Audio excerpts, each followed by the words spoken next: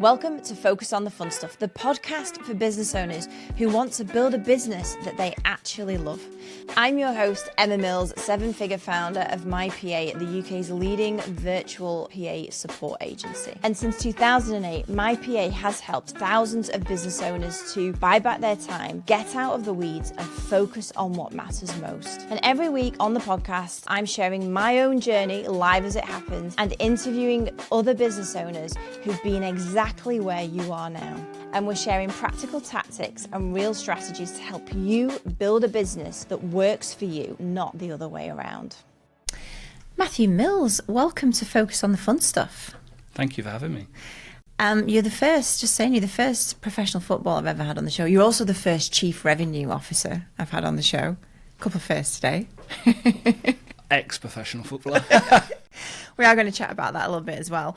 I just want to put people in the picture that you and your business introduced me to something that I didn't know I needed, but has made the most tremendous impact in the past 6 months. And it's been so brilliant. Like, we then met, and I want to do it in lots of ways, but I want to tell everyone that listens to Focus on the Fun Stuff about what I'm using from your service, how it's impacting me, and we can unpack that a little bit, because I think very much today's episode will be about something that people never really think about getting, but should.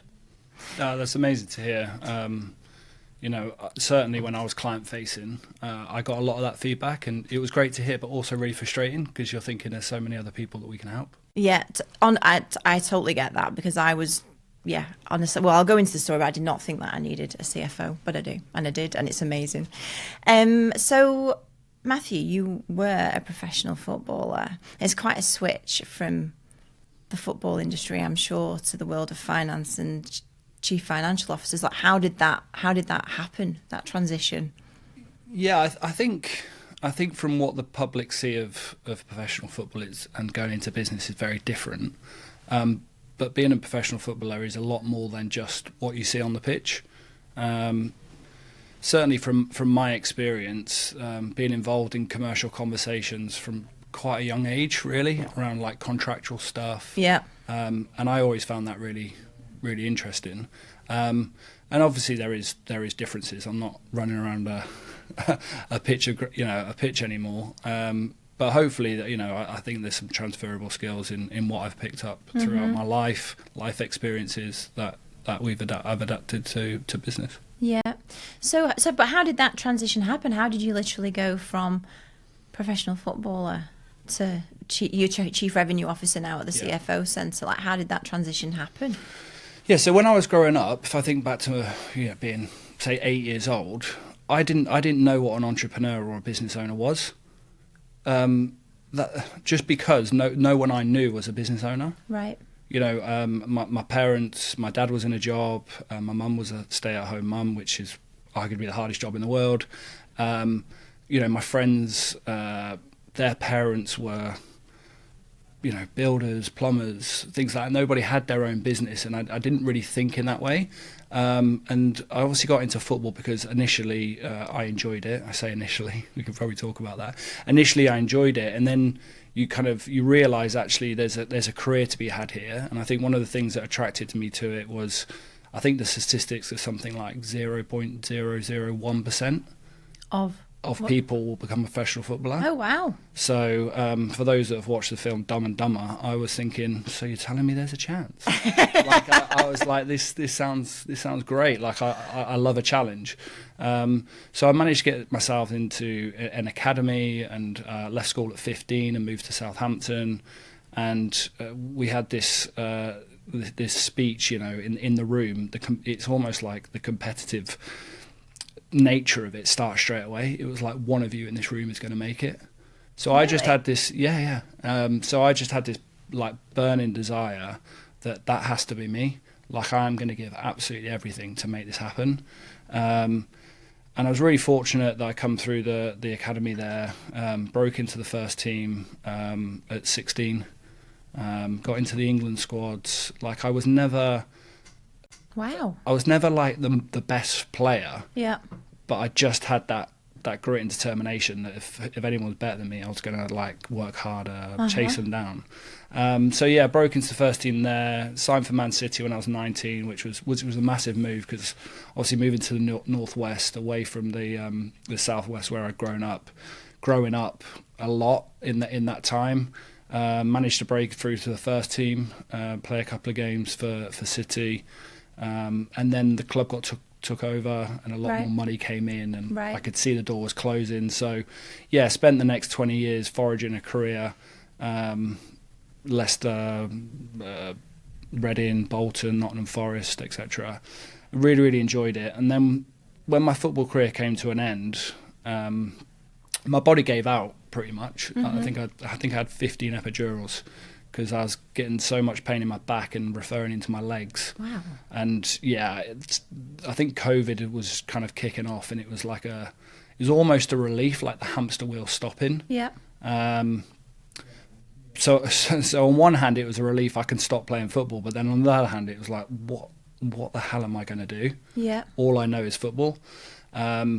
Almost institutionalized, I would probably say what the word was. And then I looked at what my options were, and it was, do I go into sports agencies? Again, it's very competitive, it's cutthroat, or go and be a coach or a manager.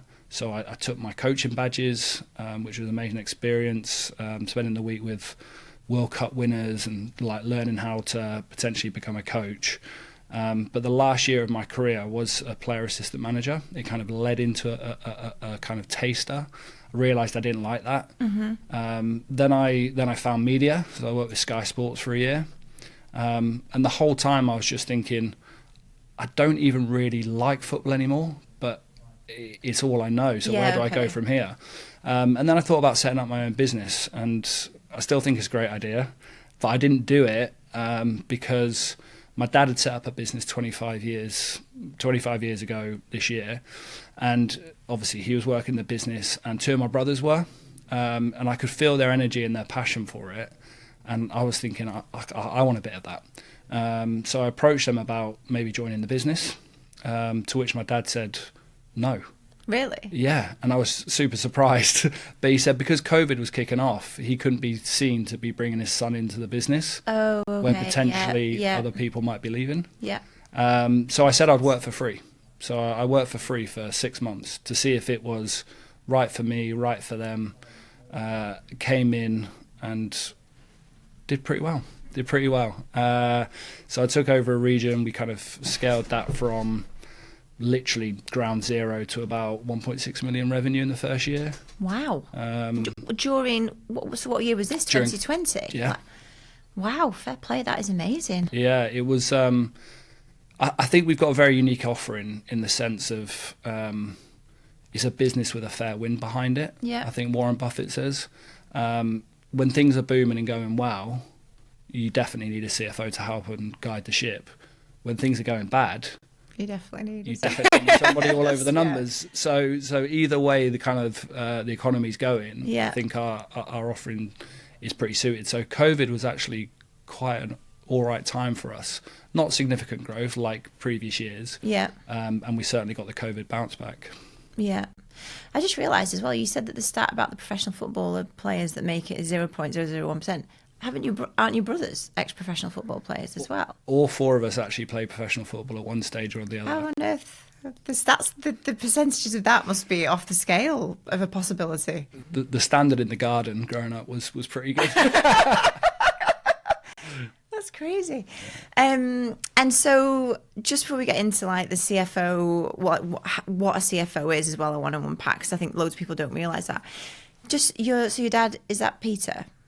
My dad. Yeah, your dad. Colin. Colin. So Colin Mills, just his idea for the CFO Centre. Can you, because when we met the other week and had coffee, I just thought I get it now from the other perspective of how the CFO Centre came about and why it's grown so quickly. Just like his backstory on creating it. Yeah. So my dad was a CFO for quite large organisations, Pedigrees, Mars, etc. And he would literally was never at home growing up. He would come back for the weekends, watch the football, and he'd be gone again. Like my mum literally like howled down the fort. And I think it was 15, so I was just leaving home to go and start my career. And I think my dad was just like, I'm kind of missing out on like having kids, like their lives. It also coincided with his dad passing away. Right. And one of the things that I think my dad says about people that start their business, they're either running away from something or they're running towards something. And he said initially, like, I was running away. I was running away from corporate life. Like, I felt trapped, working all the hours that God sends. And it wasn't until I kind of really sat down and thought about the opportunity, I started running towards something, and that became really, really powerful. So, the concept of the CFO Centre is CFOs have an incredible skill set, but an incredible skill set comes with quite a lofty salary. Yeah. So for SMEs to access that skill set becomes very, very challenging, or impossible. So the model basically was for Dad to say, listen, I've got this skill set. How can I offer it to businesses that don't need it kind of full time, don't want it full time, and can't afford it full time, but I can add significant value, be that a couple of days a month, a day a week, really in that kind of strategic space to drive the business forward. And I think when businesses typically set up, it's about sales, right? Get the money through the door, marketing. Finance isn't typically seen to necessarily propel the business forward. But as you start to grow and realise, actually, where are we making profit? Like, how do we raise capital to grow? All these types of things start becoming a challenge for business owners. And that's where a CFO skill set can really push a business on. Yeah. And there'll be people that listen to this that go, yeah, but I've got an accountant. Because I think that would have been my mindset for quite a long time. And like, I don't have a big business. Like, my business was like very early 7 figures. And I think like that idea of a CFO, to me, we were just saying before this podcast, like, feels quite lofty. It feels like board of directors and it feels like big numbers in a business. But for someone that's thinking about, I've got a really good accountant, I get management reports every month. How would you articulate the difference between an accountant and a CFO for someone that's like, why do I need that as well? So you definitely need an accountant. Yeah. And we don't do what accountants do. The analogy I would use is your accountant and your finance team, so anything financial controller and under.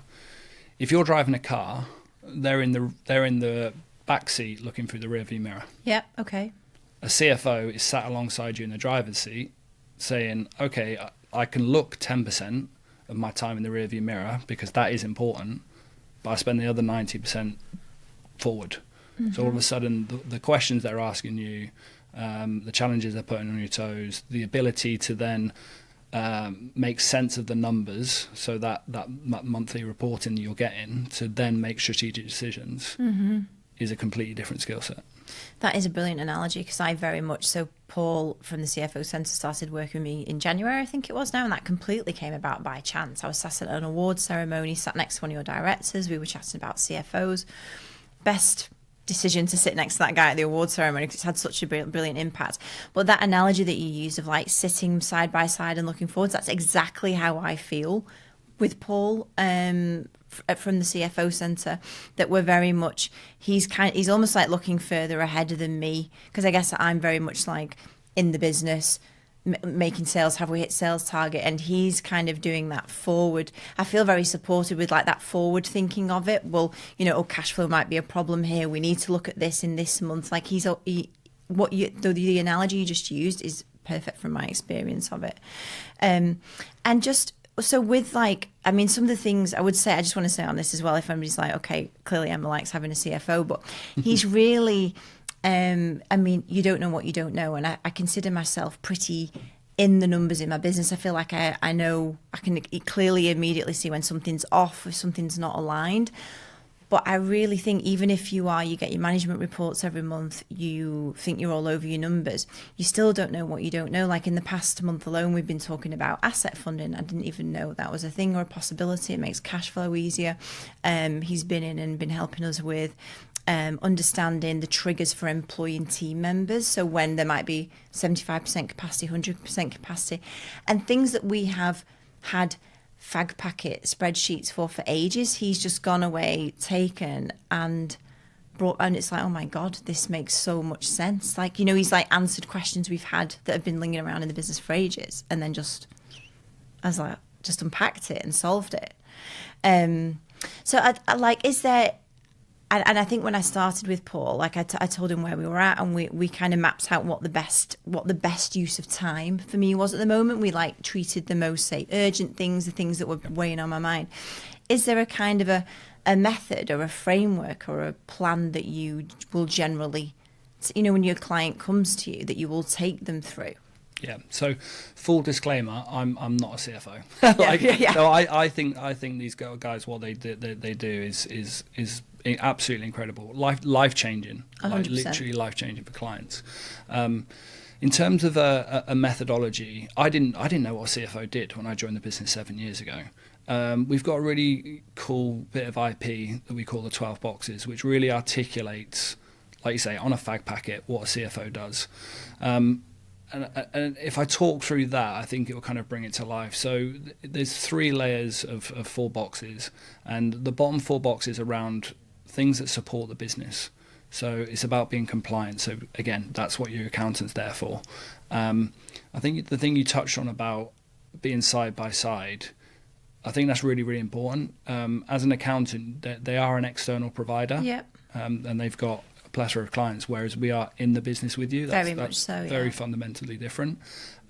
So yeah, the relationship you have with your accountants, things how you optimize from a tax and legal perspective, auditing outsourcers, picking up with the bank. Yeah, so like all relationships that support the business that typically, in my experience, business owners don't really want to have their conversation. I'm sure you didn't set up the business to speak to HMRC, for example. 100%. So having a CFO to kind of face off and give you the tips of the trade around some of the things. I remember a client once saying we got this massive tax issue. CFO went in there and they're like, that isn't an issue, but this is, type of thing. So it's giving you the confidence you've got somebody to support you in those areas. So much. And honestly, for anyone that's just like not sure on that, Paul has taken my HMRC relationship, that in itself, not just being on hold for 2 hours and just that whole, like, it's not the energy, as a business owner, I think I talk a lot about protecting your energy, because I think your energy transfers through to everybody else. And when you're switching from, trying to make a sale to ringing HMRC to managing, it's all very, it's hard for a lot of business owners. And knowing that now Paul has taken that relationship, it's just... It's playing in the space that you play best in, right? Exactly. Another outsource, and this is where our partners are really crucial. The partners that kind of sit within our ecosystem. We've got a client recently, I won't name their name, but we saved them 120 grand a year on how they take card payments. Oh my gosh. Because nobody had looked at that since they set up the business. So it's just all those kind of looking under every kind of rock and where can we add value. And then we step inside the business and you start looking at, okay, so what systems are we using? What reporting are we using? How do we look at profitability? How do we manage cash flow? Again, you might have an internal bookkeeper or financial controller that has their eyes over this. And our role isn't to come in and say, you're doing this wrong or this is rubbish. It's very, very supportive in terms of being a part of that team to say, have you thought about this or have you looked at that? Or so I think there's a big mentoring piece as well with a lot of our clients. So typically, I talk about the fact that our service should be cost net neutral at a minimum, because there are so many quick wins within those 8 boxes I've kind of touched on. Now, if you've got the business designed in that way, it should save you money, I've mentioned, but most importantly, time. Like when I was client facing, I would speak a lot around how much of your time, Emma, is being dragged into these kind of conversations. Oh my God, like, where do you enjoy spending your time? It's like over here. It's like, great, go over there. Like, we've got this. So I think that's really, really important. Where we add the most value is obviously in the strategic space. So what's the long-term plan of the business? Like, is it a sale? Like, what does that look like? Because when that time comes, if you haven't got 2 or 3 years of data, and when you come to sell the business, whoever's looking to buy it is going to go straight into those middle 4 boxes, poke their nose around and try and drill you down on price. Whereas if you've been preparing for that, it makes it a lot easier to create the whole process move forward quicker. Identifying risks, so that's going back to the forward-looking part of it.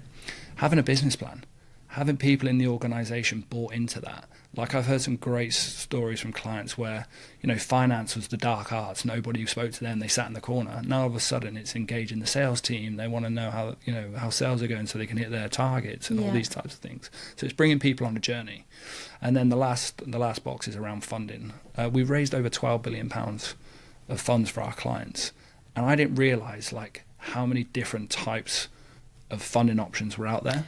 Totally. I've literally had a similar conversation today. Paul's put me in touch with an asset funding manager. Yeah. We're moving office soon. I didn't even realise you could fund the things that we would need to buy for the office. Again, I just want to reiterate so much. You don't know what you don't know in this instance, do you? So I can tell you the war stories. I can't tell you the detail because I'm not a CFO. But I remember one of our clients. They were a drain cleaning company, and the machines were costing anything from $250,000 to $500,000, right? And they had 4 of these machines, and they had so many orders coming in, but they couldn't fulfill them. Right. They didn't have enough machines. So we were literally in there a month. And we looked at the way that they had borrowed against these bits of kit, and it was a 50% down and payment over 3 years. And the CFO come in straight away, looked at the balance sheet and said, what's going on here? Called the bank and said, look at this balance sheet. We want put 25% in and we want to pay it over 7 years. So having that conversation, £1 million straight in the cash flow, 4 bought bits of machinery, and they doubled the business in the first year of us being there. Wow.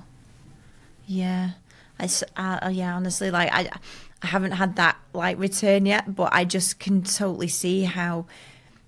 Yeah, when you're a business owner, you just you're fixing, you're putting the tracks down in front of the train while it's moving, and so you don't have the luxury of how else could I do this? And but why would you? One of the fears of me coming into the business was oh my god, I'm going to be speaking to business owners. They've probably been to university. They're using all these acronyms, and then when I met my clients. When I say they're normal people, I don't think entrepreneurs are normal people. I think they're incredibly brave and all the things that go into being an entrepreneur or a business owner. But they don't necessarily know how to grow a business. They might be great at or passionate about whatever. So having somebody who's been there, seen it and done it, and how businesses grow and scale and exit and all fundraise, all those types of things, why wouldn't you get that person side by side with them? My dad still sits on the board for his first ever client, half a day a month. Does he really? Yeah.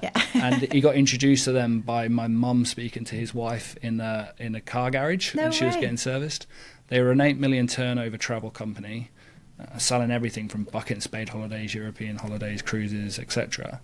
And my dad, just looking at the numbers, would say, why have you got the sales team over there during these months? Because you sell more of this stuff. They're now Imagine Cruising. They're turning over 250 million. Wow. No. Yeah. Oh my gosh. Business exits.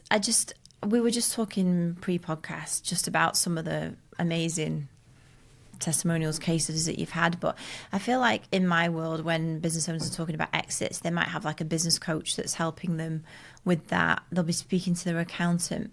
There'll be lots of people listening to this that have got a plan for a future exit, just either with some of the examples that you've got, but what can a CFO bring to the exit of a business? Or even, to be fair, I've been working with Paul for 6 months. We've talked about that. What does it look like now if we wanted to do that in 3 years, 2 years? But what is the additional that a CFO would bring into that exit piece with it? So I think the thing you've touched on there is around you need time, so you need to build up to these things. And I mentioned those 12 boxes before, and having those kind of in working order and at least running for a couple of years to warrant that conversation. We get 50% of our new business through referrals. Right. So typically banks and accountants, right? Because they've got the relationship with their clients that again, it's external. So, the bank's lending them money, or they know their next is coming up. So to have somebody inside that organisation that they know is credible to help them through everything that's going to go through due diligence, data rooms, all of these things, you can't do that externally. So you need somebody in-house. And that's where our model works really well, certainly in the SME space, because like I say, that 150, 200 grand a year plus salary for a CFO is just way too daunting. Yeah, totally. So, I don't think most businesses would even consider it a CFO, because it would just feel like a massive salary, wouldn't it? Yeah, and I think what's really important about the kind of lofty title of a CFO, and I observed this a lot when I was client facing, that you'd meet a prospect, I don't know, turnover say £3 million, and they're working from a little office, and it's like, oh, this CFO is going to come in, and it's like they were almost more nervous about meeting us than we were about getting their business type of thing, right? But I think one of the big things about our recruitment, we take 1 in 100 of CFOs that apply for us. The criteria is really, really high, and we've got some amazing people. You know, ex-CFO of Apple, KFC, Balfour Beatty, like you name it, we've got it. But the thing that really kind of captures them to come to CFO Centre is what we call the barbecue test. Would you invite them to your family barbecue? And that is all around culture, because when you are placing a CFO, you know, there's no recruitment fee in our model, there's no exit fee in our model, right. There's no 6-month tie-in, a year tie-in. It's, we think we can help and support you, and then meeting that individual. Now, if the chemistry doesn't fit, obviously we could potentially change the CFO. But I think when it comes to client retention, it's the relationships that our CFOs build with our clients. Like, you are going on that journey with them. Yeah. And if you don't get on, or there's like a cultural clash, like that is going to be an issue, right? Yeah, totally. And I mean, in a way, we have similar services in that we provide fractional executive assistants. It's about the relationship. It's about getting them out of the weeds so they can focus on growing the business, what they need to do. A question I get asked a lot is like, when do you know it's time to get an executive assistant? Is it, and I mean, the answer is like as soon as humanly possible, because the more you can protect and leverage your own time as the business owner, whether it is speaking to HMRC and like, if somebody's thinking, oh, you know, I do want to grow my business, I've got a good amount of revenue, like, are there some signs or signals if somebody says, well, how do I know when I need to get a CFO? What is that point? Is there like some... Yeah, so for my advice, like, we're happy to speak to business owners. So, like, we'll have the conversation, and through that conversation, we will start unearthing whether we think we can add value or not. To the point I made around our engagement before, there's no point in us taking on a client if we don't think we can add value, because it's so de-risked to engage with the CFO Centre. If I try and sell something in, if we're not adding value after a month or two, we're going to be gone. So there's no benefit for us to try and sell a solution that doesn't fit the mold. So my encouragement would be, get in contact and let's have a conversation. It's really informal. I think if I think about myself going into the family business, there's probably a bit of it, like there's ego in there, certainly from my side, when it was like, oh, I don't want to piggyback off my dad. I think some business owners, and I've seen this, is, by the way, I've seen businesses get to like 20, 25 million on like blood, sweat and tears, like drive, and then they don't need to ask for help because they're succeeding. And then they come to realization, okay, there's things that are happening now that I can't do. And then they reach out, and you think, we could have been a help like 2 or 3 years ago, and they say that. But sometimes I think it's a timing thing. My advice would be just to have the conversation, and we would advise you, as much as yourself kind of coming to that realization, it might be a little bit too early. Here's people within our network that we recommend, or I've heard a couple of things in conversation that I'd like to introduce you to these people because I think they could help. So very, very kind of collaborative approach. Yeah. And that's been totally my experience as well of it.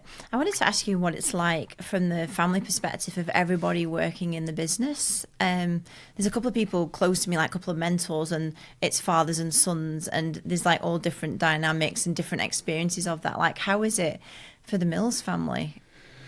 So whenever I hear talk about family businesses, I don't know why in my mind, like, it comes up with people going, like, they can be a disaster. They can be a disaster. My experience has been the complete opposite. Like, my dad is just an amazing guy, really, really supportive. My 3 brothers are my best men at my wedding. Are they really? Yeah, they were best men at my wedding. They're my best friends. Wow. We all have completely different skill sets, so the things that they want to do, I would never ever want to do, and I'm grateful that they are good at those types of things, and I think that's reciprocated. it's funny because I look at the name of your podcast and Dad talks about that all the time. Does he? Yeah, it's like we want to have like making it fun along the way. Like that's really, really important to him. So he wouldn't want us in a role that we were waking up miserable every day, grinding through it. Like because you're not going to deliver your best work. Like for me, I've never had a job that's felt like a job. It's something that I'm passionate about and I want to do. And if I didn't want to do it, I'd do something else. And so that sounds like it's been quite easy. Like, is there anything you've had to learn from like work relationship to best friend relationship to dad relationship? Is it have you all just kind of naturally just made that work, or is there anything you've had to learn and put in place to separate between? And do you have to separate between, like, obviously the podcast is about work-life balance and stuff as well. Like, has it been, when the Mills family get together, it's just all CFO Centre talk, or? It's been really, really natural. But I do think we are coming to, and we've been preparing for this probably for the last couple of years, is kind of through that kind of succession. Dad's 68. He doesn't want to obviously work in the business. Well, he probably will work in the business until in his words, he goes out in a box. And we need him. Like, we wouldn't want him to go anywhere. But he certainly isn't going to be doing what he was doing 25 years ago when he set up the business. Yeah. And it is an interesting dynamic for sure. Like, you will be having,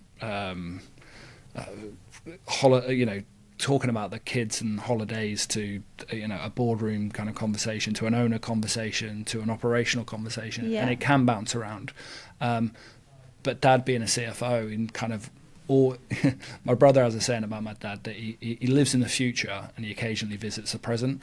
So he's kind of thought about a lot of these steps and putting in frameworks around time to dedicate to talk about certain things. Right.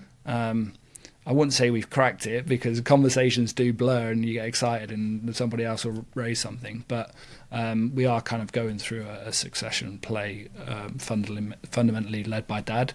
And his time is spent more on the global business and things like inheritance tax planning and succession and those types of things, rather than the operational and stuff. The global business, because I didn't realise that until we met in the coffee shop. So just tell me about that, because you have other service arms as well that have kind of, I guess, been natural. They complement the CFO role. Like, just tell me a little bit more about that as well. Yeah, so like I said, it was my dad on his own getting a portfolio of clients, and then it was actually easier to attract CFOs wanting to work in that way rather than clients. Right. So it's like chicken and egg, what comes first? You need the CFOs to get the clients, right? Yeah. So kind of it's grown the UK business, and then so we've got 350 CFOs across the UK now. Wow. And I think at about 2010, one of our CFOs moved over to Australia, which coincided with my second eldest brother moving to Australia. And my dad said he was walking around Sydney Harbour going, what's the difference between Sydney and Southend, right? This business is, and they all might need a CFO. So our group CEO says that my dad was clinically insane when he set up Australia with £9,000 in the bank. Really? Yeah. So what year was that was set up? I think it was 2010. Wow. I think, yeah. So he set up in Australia again. A friend in town, literally a CFO had moved there, so we had a friend in town set up the business, and then we started kind of like picking off the countries in terms of Canada, America, South Africa, the English-speaking countries. And we launched in Dubai last year as well. So yeah, we're up to 18 countries and 900 CFOs globally now. And then obviously once you realise, okay, this works for CFOs, why can't it work for fractional marketing directors, HR directors? And that's where Liberty with an I, was formed. And Liberty actually means like breaking the chains for freedom. So offering, corporate C-suite an exit into fractional working. The family obviously have a small interest in those businesses to help and support people. My dad's vision is someday every business will have a part-time CFO, and that could be from $1 million to billions. Yeah. But also those other fractional C-suites. Yeah. So when Australia was launched, was your brother did he just join the business then? the Australia one? No, he didn't join the business straight away. He was over there on like a work visa trying to get into Australia. It was just the CFO kind of been working with Dad around how to get the business off the ground. That's so cool. And how do you like with that global expansion? Because I'm clearly like Colin drove most of that. Like that, do you have like managers or like leads in those countries? Like how do you find that kind of, because to me the global expansion thing feels like, gosh, how do we get the culture the same, the brand, not the brand, but like the CFO Centre way of doing things? Like how did Colin approach that in terms of the almost like popping it into each country? Was there like a model that kept being followed? Yeah, and that model's gone through a few iterations. So in Canada, for example, which is the second largest country outside of the UK, we have what we call a country leader. Right. So that is finding another Colin that's on the ground, that can run the business model, and kind of growing it from there. We do have other countries like Germany, and what's the other one? Germany and America currently actually is running a model where it's like an incubator where we're getting a group of 5 CFOs together. Yeah. And a lot of value will come from the IP that we can create. We're currently going through a global system change, so we're going on to shared services, which is an experience in itself. So that will help around the marketing and the finance side of it. One step at a time, I guess. Yeah. I mean, so impressive. Yeah, but again, it's heavily based on relationships. Yeah. And culture. So I would just like to ask you about the relationship piece, because it's been a blessing and a curse in my business, because with a fractional executive assistant, you obviously you build a relationship. It's quite a close relationship. I know you have an EA yourself, so like that person gets to know a lot about you. And then when you touched on earlier about potentially like there might not be the right personality or culture fit, or if an EA leaves us, there's always that element of, but I'm gonna have to, like, they won't be as good as how it, because it's an ongoing challenge we have in our business. How do you approach that in the CFO Centre in terms of like matching CFOs with clients that come on board? The barbecue test. The barbecue test. Yeah, and that's even for our central staff. So, and our CFOs. So our CFOs go through a 6-stage recruitment process. Oh, really? And that's meeting multiple stakeholders, and it's not the credibility necessarily, certainly with the CFOs, because you can see that from a CV, right? Yeah. But speaking to different stakeholders, getting that feedback around. And it doesn't stop, because even on induction, for example, at lunch, who doesn't put their plate in the dishwasher? Who doesn't put all these things are observed? Oh, yeah. I love that. Yeah, it's because we're looking for the right people. So, like, my dad has like 1,000,001. I call them bumper sticker sayings. Like, he has these sayings like, this is a momentum business. I'm like, yeah, but what does that actually mean? And I've really encouraged him, and thankfully he's going to do it to write all these sayings down, and then kind of break it further and further and further down to what that actually means, because holding on to that culture for me is the most important thing. Like, a massive part of my success in the first year, 18 months, and why the commercial function ended up evolving and me taking it over was, listen, I worked really, really hard and I had an amazing team, but the fact that I could ring up my dad and kind of soundboard with him, strategize with him, get those values of the business ingrained I was really lucky to have that, and obviously I've then tried to give the team that. Yeah, that is a really interesting point you touch on, because I think that's a problem that a lot of businesses have with growth. What made it amazing at this point, and you're all a bit more like a family, and it's a bit smaller, and Colin's way of doing things seeps into everything. It gets harder as you grow. Yeah, and I've experienced that firsthand. I think one of the things that is like kind of not kept me up at night, but like really stressed me out, is there has been change in our organisation, and one of the things that gripes me is if I hear the business is going corporate, like that really gripes me. That if people say it in the business, because it's so far from being in a corporate environment. but when you're growing and scaling like we are, there are things about corporate that are good. Systems, processes, scalability, all these things, but you just don't want the bureaucratical stuff that comes with it. So I've been through a bit of a journey the last 4 or 5 years implementing things into the business, which to me are common sense. For example, we never had a client journey. Right. We didn't have a client journey. It was, you win the client, the CFO goes in. And they just go and take it away. Right?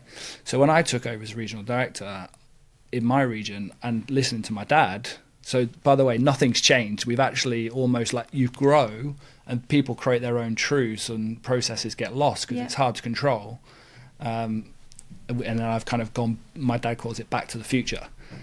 Because in my world, and I've had this conversation with people in the organisation to say, okay, this process that you talk about, say our sales and account management piece, talk to me about how does a client come about? It's like, well, the regional director will meet their prospect and have a conversation. Okay, internally we call that a sales meeting 1. Yep. That's it. That's all it is. And then what happens after that? Well, then you're going to have to introduce the CFO, aren't you? Okay, that's a sales meeting 2. Yeah? Yeah. Okay, so what happens after that? It's like, well, then I'll start with them and I'll look around the business and find out what they need. And I'm like, okay, so that's like a strategic review and you're going to create a work plan from that. Okay, so what happens then?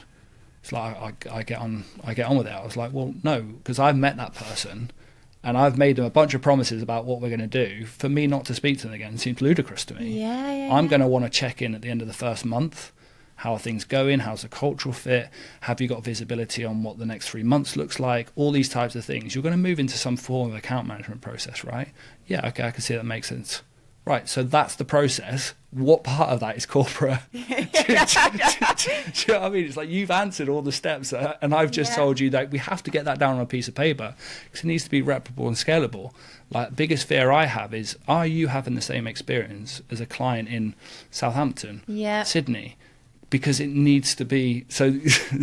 Totally it can't be the Wild West. And for me, we've got a framework that I really love. It's like clarity and freedom. So if you've got a lack of clarity and a lack of freedom, you're going to get complete disengaged, right?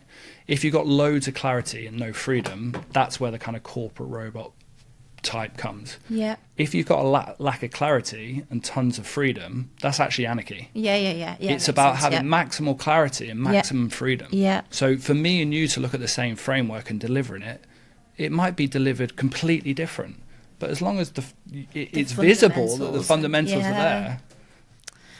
I love that. We are on a very similar journey in my PA, and I think it's really interesting because I think when people talk about scale, like, it feels like you have to put all these systems and processes in, but what you've just articulated there is that they already exist, don't they? But they just need, like, the way you've just mapped that out quite simply. Well, that is the process, but people, it's just kind of in the ether, isn't it? And it's for me, it's logic and magic. Right, I like that. You got. It's also a bumper sticker. Yeah, I think you're getting your own list.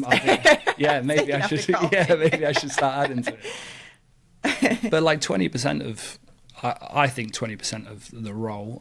When I look at the role, I say the commercial role in our business is logic. Okay, I need to understand the processes, etc. How I do that is going to bring it to life. It's what's going to make the difference between succeeding and failing. And that 80% is magic, and that's really hard to train. Mm-hmm. But again, looking through the recruitment process, then that's when the person that's put the plate back in the dishwasher can bring that magic to it. I think those cultural things are important, and then obviously, like, we do profiling, and all those things can give you an indication as well. Yeah, and I'm just on the scale piece, and because you are a very big business now, and just keeping that magic. How do you do it with because you've got an internal team as well, haven't you, of marketing, sales, how do you? Because I know you do like summer conferences and things, and like, do you have a strategy of how you keep that culture? Because ultimately, the majority of the workforce, I guess, don't come together that often. So head office was mum and dad's house, and no, really, for a long time until we kind of outgrew it. Maybe around COVID. So, you know, that was the office up until 2020. Yeah, they converted. Wow. They converted their what was like a barn into an office, and Mum would put a big lasagna down, and everyone sit around the table. I think when she came down in a robe and people in the kitchen, I think it was time to move out. So yeah, the head office do a lot. You know, we work closely with the charity, so we have like prospect days. They're constantly having like, you know, all the red nose days, all those events are like happening in kind of head office. We've got our 2-day UK conference next week, actually, Monday, Tuesday. So that will be all of the CFOs. The central team have a conference as well. So yeah, we are a relationship-led business, so it does feel like a big family. Summer barbecues, so we try to keep it relationship orientated. I love that. And so what's just the plan for the CFO Centre over the next 5 to 10 years? Is it the succession plan ultimately, and that the 4 Mills brothers will be heading it up? Yeah, that's the plan at the moment. Obviously, I think we actually brought in a guy called Owen Eastwood into the business to do a talk. He worked with like the England football team. I don't know if you've watched Gareth Southgate's documentary. There's a TV show about the England experience. No. And it was Owen actually worked with them. It's around belonging, right? Your time in the sun. I think with the England team, he kind of tried to give the players information that they were the 1,100th first player to play for England. Like, you are in a long line of people that have come before you. Yeah. So I think it's really, really important to remember the people that got us to where we've got to. Yeah. And the things that we've done, and carry forward the good things. Drop the bad things. And look to move to what the next leg of our journey is going to be. I think kind of shared services and unifying the global business is a huge play, whilst keeping BAU moving forward and having all the successes. So yeah, it's challenging. Challenging, exciting as well. Yeah, 100%. To me, challenge is exciting. Yeah. Progress, it's all the same thing. We're coming towards the end of our time together, Matthew. It's been absolutely amazing. Just some leaving thoughts on, if there's a business owner listening to this and going, yeah, but it still sounds like, what would you say to them if they were like, I'm just not sure it's for me, I don't think I need that, I don't see what else they can teach me, like my business runs fine? What would you say to them? To those people? Yeah. Okay, good luck. Fine. I genuinely, I'm not here. I'm not here to say we're the answer, but I've seen enough in my time client facing that we've got a great solution. So my encouragement would be to pick up, have a conversation. Like I said, if it isn't now, then that's fine. If we can genuinely add value, I'll be firm in saying that here we can help and support. Yeah, no, I would definitely echo that, because just to reiterate, in the 6 months that I've been working with Paul, he has brought value that I didn't even know was going to happen, if that makes sense, because he's just kind of lifted the lid, unpicked part. Even my management accounts now are presented completely differently, and it gives a much deeper level of the profitability of different departments in my business. That's a huge credibility to you, though, because it is a leap of faith. I'm sat on this side of the fence, and I've heard clients go oh, is it too good to be true? And then you work with them, it's not. I get frustrated if clients use it for 2 months and then we'll stop, and it's have you really given it a go? Yeah. And I think it has to be that. I think timing is a big part of it. So if you say people going, do I need this? It's well, maybe you're not in the right headspace or the right time. We're not forcing it. Likewise for our CFOs, we don't say to our CFOs, oh, listen, there's this opportunity to work with them. You must do it. They've also got a choice. Do I want to work with this business? Is it something that I could get passionate about? Do I think I could add value? So yeah, it has to be a meeting of minds. No, I would totally agree with that, because to be honest, in January when I first met them, I wasn't in the headspace of I really need a CFO, but I just wanted to kind kind of echo what you said about the longer that we've worked together. And it's very similar in my business. Like, as somebody gets to know you and your inbox and your diary and your calendar better, like, it gets better because you can add more value. And the longer me and Paul have been working together, for sure, he's going to listen to this and go, oh my God, just like stop talking about it now. But I do say to him all the time, I'm so glad we started working together.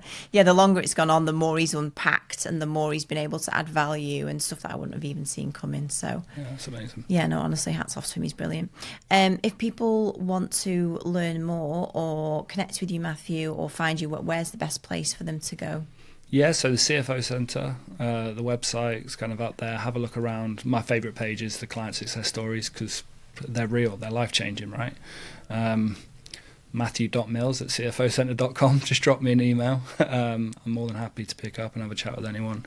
And like I say, you know, we are really passionate about changing people's lives, and that is the game we're in. It just happens to be badged up in finance. In CFO, yeah. It's been awesome, Matthew. I think it's been really helpful. And I'll just say again, like, if you're thinking, I'm not sure, you should just have a chat. Because I think, like, again, you don't know what you don't know. But thank you so much for today. No, thank you for having me.